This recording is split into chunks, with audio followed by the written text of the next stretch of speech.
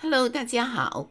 在我的视频《Ivy 的蓝舍蓝分4周年》那一集里面，我说过要专门做一集水培蝴蝶兰来跟大家分享的。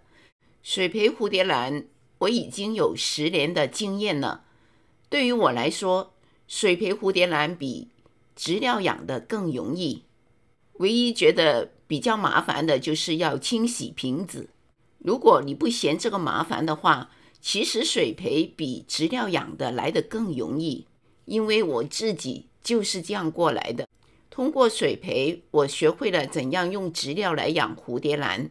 因为植料把所有的根都埋住，你根本就看不清楚根的情况。水培的话，你可以一目了然，很清楚的看到湿的时候根是怎么样的，干的时候根又是怎么样的。要养好蝴蝶兰，就是要给它一个干湿循环。水培蝴蝶兰呢，望眼看去根本不用思考，你就知道它是干还是湿。这一颗呢，并不是蝴蝶兰，是日本的富贵兰。它在春天的时候就会有新的生长，新根是宝石根，这样就可以很清楚的看得出哪一条是新根，哪一条是旧根。我是用水培蝴蝶兰同样的方法来养它的。蝴蝶兰也一样，有的时候旧根看上去好像没有什么动静，其实到了一定的阶段，它也会重新生长，长出新的水晶根头。可能你会有这样的疑问，不是说蝴蝶兰要干湿循环吗？传水培没有了干的过程，这不是很矛盾吗？其实植物跟人一样，随着环境的改变，它会慢慢适应。水培蝴蝶兰就是这样。但是植料养的如果过湿，它就会烂根。为什么呢？因为植料养的如果过湿，根烂了，植料把根埋在里面，你没办法把那些坏的根剪掉，根在里面继续的发酵，那么坏的细菌会越来越多，盆内的环境会越来越坏，烂根会越来越多，恶性循环。还有植料养的会把所有的根都埋起来，如果植料一直都是湿的，那么那些根也是一直都是湿的。我们知道蝴蝶兰的根是气生根，它需要呼吸，如果全部的根一直都是湿的话，它就无法呼吸。水培呢就完全不同了，水培呢不是把所有的根都泡在水里，大概只有1/3的高度泡在水里面，其余的部分呢还露在空气中，还可以进行呼吸作用。所以水培蝴蝶兰跟植料养的一直湿的情况呢是完全不同的。所以只要它过了适应期，只要温度合适，水不是太脏的话，它基本上是不会烂根。我说的不会烂，并不是说像塑胶花那样子，因为根也是有生命的，它会慢慢老化，有的看上去老了就不好看了，看上去好像脏脏的，有的还木质化，但是用手捏一下它是硬的，这种呢是完全没有问题的。有的人不知道就以为它是不是生病了，其实它跟人的皮肤有点相似，婴儿的皮肤很嫩，而老人家的皮肤比较粗糙，还有老人斑之类的，但并不是说他有皮肤病。所以呢，那些老旧的根，只要你捏上去是硬的就没有问题。有时候它还会在那些很难看的旧根上面长出非常鲜嫩的根，说明它还有生命力。有的呢，时间太久了，它会新陈代谢，慢慢的烂掉，这种把它剪掉就没事了。如果新根烂了，那就有问题了，要赶紧解决。这一颗是我的水培工程，10年前我用它来做第一次水培就成功了，所以它是工程。它10岁了，水培了10年，它还在，而且还那么多花，还那么美，完全可以跟植料养的比美。看到它是否能让你对水培蝴蝶兰增加一点信心呢？当初买回来的时候，它是植料养的，花谢之后我把植料拆了，把根清洗干净，用水泡着它。我知道蝴蝶兰的根不能一直湿，所以呢，第二天我又把水倒掉，如此反复。过了一段时间，发现它长出了非常漂亮的水晶根，绿绿的、嫩嫩的，充满了生命力。那种心情啊，比看到它长花剑来得更开心。它给了我信心，很快的我就用了第二颗来水培，就是它。其实他们俩是一起买回来的，前面的那一颗是水培的先锋，由陆军转水军，他表现那么好，当然要给他派兵支援了。这是10年前他们还是陆军时的合照，所以呢，应该说他也是水培的功臣。他也10岁了，他的表现也非常好，每一年都复花，而且呢，花量也不少。他今年呢有3条花剑，而且呢还有分支。它的花色也是我非常喜欢的，白色的底，紫红色的脉络纹，非常清晰。而且呢，花瓣是有棱角的，还有一条白色的边，紫色的舌头又尖又长，很精致漂亮。而且它的花期很长，再看它这些根长得那么好，就知道它既健康又美丽。这一颗呢，水培只有1年的时间，买回来的时候是植料养的，我把它马上转了水培。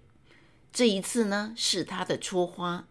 虽然水培了1年就开花了，但是我还是有一点失望。因为我的朋友有一颗相同的，在花瓣上有几个橘色的点，看上去就好看很多。种子苗有时候就会有这种现象，同一个父母，孩子长相不一样。这一颗是我目前水培蝴蝶兰当中唯一的一颗大花蝴蝶兰。在过去的视频当中，我曾经说过，不要用大花蝴蝶兰来做水培，因为大花蝴蝶兰的花剑太长，要把它固定很不容易。通常大花蝴蝶兰不会有分叉，但是我这一颗呢非常夸张，在主枝上再分出3个分支。当初我用铝线把它的花剑塑形的时候，完全没有预算它会长分叉。现在呢，它长出了3条分支。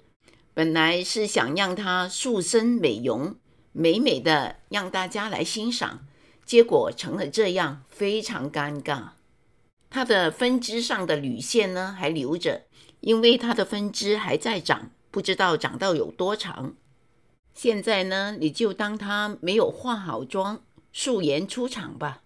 它的容颜还是很美的，鲜艳的花色，还有漂亮的破墨边。花朵打开很平整，看上去就很端庄大气，可以说是天生丽质。它的花梗很长，还有很多的花苞，可以想象所有的花苞打开的时候该是多么的美。它是我很喜欢的兰花之一，水培了有好几年时间了。因为它身材巨大，所以呢，我让它特别的住进这豪宅。因为这个瓶子太大，它的根又那么多，而且几乎都长到盆底了，所以呢，它跟一般的水培的给水方法是不一样的。通常我是给它2到3厘米的水位，等所有的水干了再加水。这一颗呢，也算是水培里面的元老级了。它的花色比较特别，好像油画一样。因为喜欢它的花色，我曾经用催芽剂抹在它的花剑上，想繁殖高芽，但是没有成功。它可能知道我的心意，所以呢，现在它自己长了2个侧芽，而且每个侧芽呢都有花剑，现在呢总共就是3条花剑了，是乖巧又懂事的孩子。这一颗呢，就是在我的短视频里面曾经被我弄断了花剑，然后我用牙签帮它接骨的那一颗，现在大家就可以看到结果了。花梗的前端花苞比较小的就不成了，还有呢，这个侧枝也干了，还有最早的一个花苞掉了，也消苞了。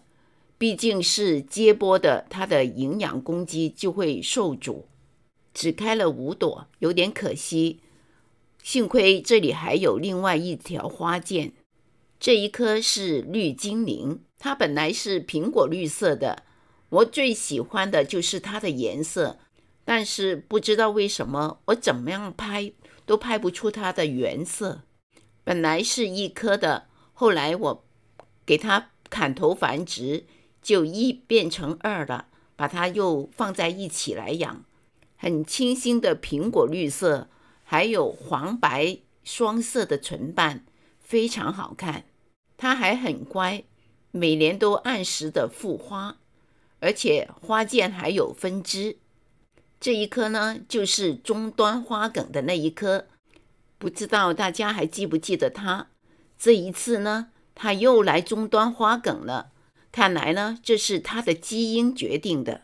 网上流传，蝴蝶兰终端花梗就等于中了魔咒，开完花之后就会死掉。但是这个魔咒在它身上不灵验，它不但没有死，这一次呢，还来了双花剑。看看它的花，很美的花，花色很柔和。我特别喜欢它的唇瓣，很雅致，很美。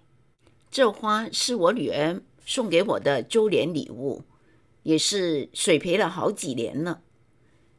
另外的这条花剑呢，还有几个花苞没打开。这一颗是飞鹰 Wilson， 是今年我所有的水培兰花最早开花的一颗。这花开得很周正，很圆，中心白色好像发光一样，还有一个黄色的光环，由一圈一圈的同心圆细纹组成。蜡质的花，花瓣比较厚，而且还带香味。蜡质花，所以它的花期也长。它水培有3年时间了，看它这样的开花状况，就知道它很喜欢水。这是它的名字，飞鹰 Wilson 66。原来飞鹰不单只可以在天上飞，还可以在水里。这一颗呢，是曾经叶心积水，叶心腐了，然后长出了一个侧芽。这一枝花呢，就是它的侧芽长出的花枝。原来的母株呢，没有再生长，再没有长叶，也没有长花。这花色我觉得很美，苹果绿色的花瓣配上橘色的唇瓣，还有粉红色的小雀斑，非常好看。这花也是水培了多年的了，因为喜欢它的花色，当初一买就买了3颗，都是水培的。后来呢，有2颗送给了朋友。它的花色清新脱俗，很多人都喜欢。它也是很乖，每年都正常的复花。这一盆呢，就是在我的视频第87集砍头繁殖的那2颗。砍头下来的那2颗呢，用了水培，在我的视频第103集里面曾经跟大家跟进过了。它现在正在长花剑，而且每颗都是双花剑。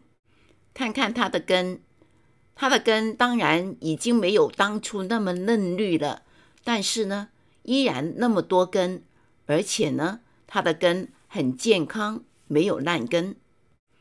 这一颗呢是刘氏莓果，它正在长花剑。这里呢，瓶子里我特意不给水，因为我想把它拿出来给大家看一样东西，不想水滴到到处都是。看，原来它躲起来，在这偷偷的生了一个孩子，在这么低的位置，又有那么多的根把它掩盖住。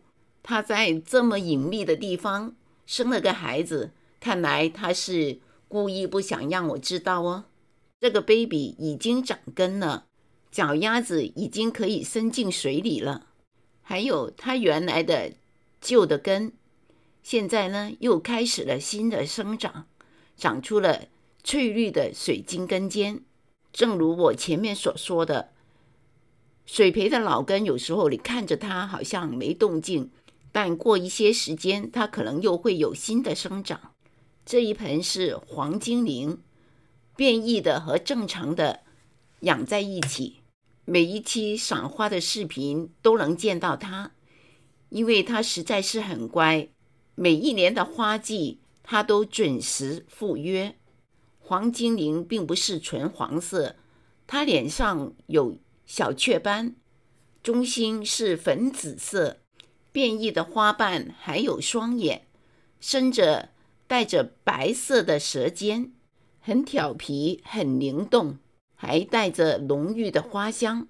这花我养的不是太好，在这呢拿出来给大家做一个反面的教材，就是它下面的叶子黄掉了，因为我养的花太多了，把它放到最里面，一下子照顾不周到，它的水位已经干了，我都不知道。